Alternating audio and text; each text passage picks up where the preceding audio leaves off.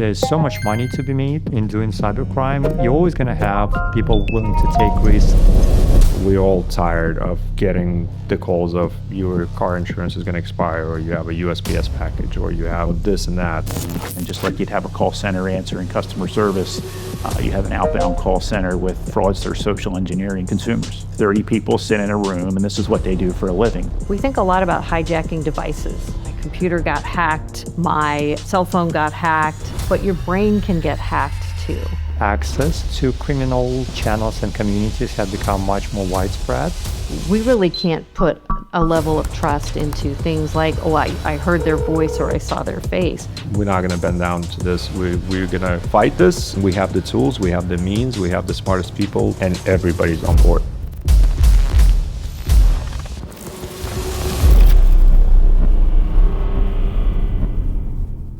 How successful are the scams? Yeah, I think the FCC's latest number was close to $2 billion in losses in America through financial scams. And that number is growing at 25% a year. The macro trends are that the impact is growing in scale and severity. Under the right set of circumstances, with the right set of facts, anyone can be victimized by these really pernicious bad actors. I don't want to scare people. I don't want to fearmonger and say trust no one and trust nothing. But I do want you to step back and ask yourself questions and realize you can't put the same degree of trust into this digital interaction that you're having that you would a face-to-face interaction. You simply can't. You don't have that level of verification. I always remind people, if you didn't initiate that contact, whether it's through email, phone, text message, go to the source and verify. The reality is everyone is vulnerable, just differently.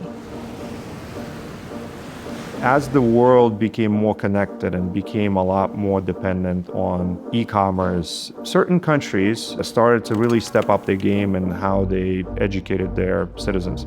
So there were educational backgrounds for those hackers. They knew the computer programming languages, and they would get these infiltration operations, the very sort of in-depth operations going, writing malware and things like that. Very technically savvy. Ransomware, that's a great example. At one point, the industry was like really paralyzed with it. It was a huge problem. We didn't know how to go about it. Originally, ransomware was this complicated process of how hackers would hack into a system, they do pen testing in a system, they find vulnerability to get in the system. All that was complicated and it was all handwork. But eventually, over time, they came out with ready-to-use solutions. So now there's a lot more people that are more computer savvy, more computer handy. You can just have surface level knowledge of things, and then that can make you successful. In one of the articles I read, they said it was, $1 trillion industry, for example, related to scams. The numbers are staggering. The amount of money people are making on scams is absolutely mind-blowing. We've seen an increase with COVID times. Everybody was locked in, started to use online a lot more. And that sort of gave it a huge push. Now you have crime syndicates that are actually saying, look, I can be making millions, if not billions of dollars off these sort of processes. Yeah, there's a lot more information and data available now than there was before. Like you signing up for websites and catalogs, retailers, banks, healthcare. There's an organization that basically has a website where you can buy account numbers, you can buy addresses. So that data is basically available to the fraudsters to use. They're using AI, large language models to be able to mine that data. They're bringing in multiple sources, right, to create that attack and have more information. That's their full-time job, right? So they're always thinking about the next creative step. No matter what processes, technology you put in place, they're always one step ahead of you. The message will always be different, but the ultimate result is always going to be the same. They want to steal your data and they want to steal money from you.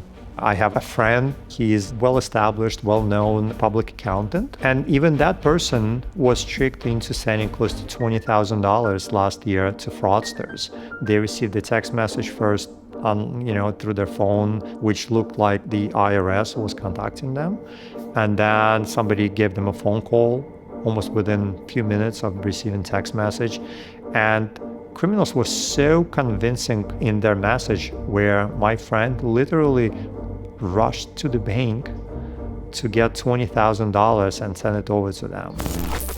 This is a final notice from the Internal Revenue Service. Press 1 to speak with an officer. To prevent your account from being frozen, please verify your identity. Congratulations! You've been selected for an exclusive Caribbean cruise at an unbelievable price. This is U.S. Immigration Services. Just confirm your credit card details.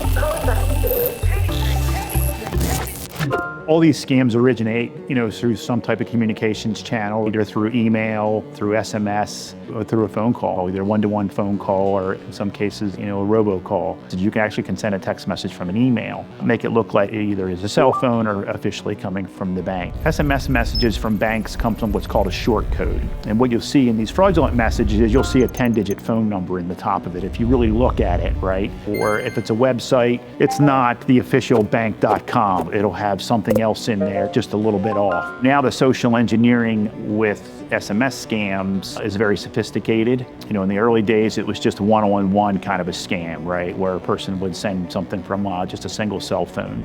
Today, there's things called SIM boxes where you can put multiple SIM cards in it, right? 15, 150, and build these low-end kind of communication devices. In a lot of cases, these scams just go across a list of phone numbers, a very large list of phone numbers, thousands and tens of thousands of phone numbers that just go across the American population. When you think about the universe, I think it's like 24 hours to respond to an email, but like an SMS messages, everybody seems like obligated to respond right away. We also are seeing more targeted messages. Any text message scam, you receiving the text message is the step one. The message doesn't make any difference. Ultimately, what they want is for you to confirm that you received the message, and this is the first step in any scam campaign. The second step would be compelling you to reveal some of your information. So they'll probably, if I were to call this phone number, they'll probably say, hey, let's confirm your name. So once they have my name, they'll have my phone number as well, because they'll see the phone number I'm calling from. They would probably ask me to confirm my identity. Then they would ask me to confirm it to a pay code. They'll probably ask me to enter my credit card data. Yeah, we've invested in what I would consider SMS filtering. So filtering out those messages. We're policing the carriers that the calls come in from. So we know, what good messages look like, what good volumes look like. So we're first, when that message comes in, we're looking at, where did it originate from and the phone number. And then there's, interactions between the communications carriers and saying, look, we're seeing bad traffic coming from you. We need you to take a look at your customer. They'll go back and look at traffic from the phone number that they issued and determine, hey, you're right, this really is, fraudulent traffic coming from there. We are investing in some AI for real-time processing, looking at fraud messages. We've created some real-time APIs where we're working with banks where they can provide us a phone number and we can provide back a risk score to that. Has this customer been on the phone with a fraudster in the last 24 hours? Social engineering is basically just, compromising your data and coercing you, right, into providing information out, that you shouldn't have. They know that they can hack your brain and get you to not make logical decisions out of that sense of urgency, out of that fear of missing out. Think of it as a sales tactic to make a sale and basically to win you over and build confidence while, they're stealing your information. And the moment you push yes or no, right, the fraudster is on the other line calling you back. Oh, you didn't make this transaction, but we see one here and we see one there. Oh my God, your account's being taken over. The sense of urgency can be, if this is law enforcement, I'm in authority here and you need to react or there's going to be severe consequences. Sometimes the urgency is I'm going to miss out. Hey, I'm with the California Lottery Commission and you've just won and you need to act on this right now or we're going to give the prize away to someone else. And with that sense of urgency comes this, you need to act right now and don't disengage. You don't think about it when you get off the phone, right? That, hey, should I have given all that information away like that? So they will continue to stay engaged with you and tell you, no, you can't call back. No, you can't hang up. No, don't step away. Because as soon as you do, within just a few minutes of stepping away, a lot of people realize something wasn't right. To me, the first step is realizing that you're vulnerable and adopting some skepticism that will cause you to sit back, take 5, ask some questions, and of course, verify. Especially when that communication is incoming and you didn't initiate it, that may not sound like it's all that impactful. But I want people to realize those losses are relative. When you think about how much money would it take for something to derail you, That could be the difference between someone being able to pay their rent or their mortgage or their car payment that they use to get to work or keep the lights on.